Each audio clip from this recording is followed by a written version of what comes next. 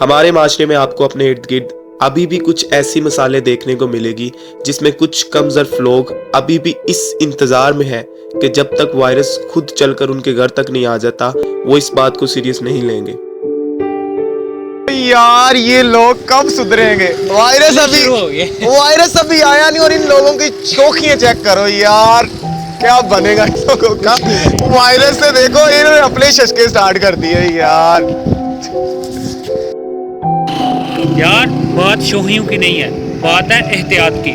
हम एहतियात करेंगे तो हमारे अपने महफूज रहेंगे ना। कुछ आप जैसे ही लोग हैं जिन्होंने इस बात को बहुत ही हल्का लिया हुआ है। आप लोगों को भी चाहिए कि खुद भी एहतियात करें और दूसरे अपने दोस्तों अहबाब को भी इस वायरस से बचाएं।